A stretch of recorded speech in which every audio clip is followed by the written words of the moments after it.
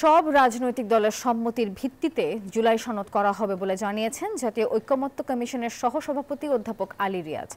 রাজধানীর foreign service একাডেমিতে ৩০টি রাজনৈতিক দলের সঙ্গে ঐকমত্য কমিশনের দ্বিতীয় দফা বৈঠকের শুরুতেই একথা বলেছেন তিনি। জাতীয় ঐকমত্য কমিশনের সুপারিশ, সংবিধানের ৭০ অনুচ্ছেদে অর্থবিল ব্যতীত সংসদ সদস্যরা নিজ দলের বিপক্ষে ভোট দিতে পারবে। সংসদীয় স্থায়ী কমিটির সভাপতি হবে বিরোধী দলের সংসদ সদস্য। নিম্নকক্ষে আসন হবে ৪০০, এর মধ্যে ৩০০ জন সরাসরি নির্বাচনে নির্বাচিত হবেন, বাকি ১০০ জন নারী সংসদ সদস্য সারা দেশের নির্ধারিত ১০০ নারী আসন থেকে নির্বাচিত হবেন।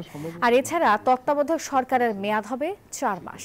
বৈঠকে এই বিষয়গুলো নিয়ে বিস্তারিত আলোচনা হবে। সেই জাতীয় সনদ তৈরির ক্ষেত্রে অগ্রসর হতে পারবো। সবাইকে ধন্যবাদ। অনেক ধন্যবাদ।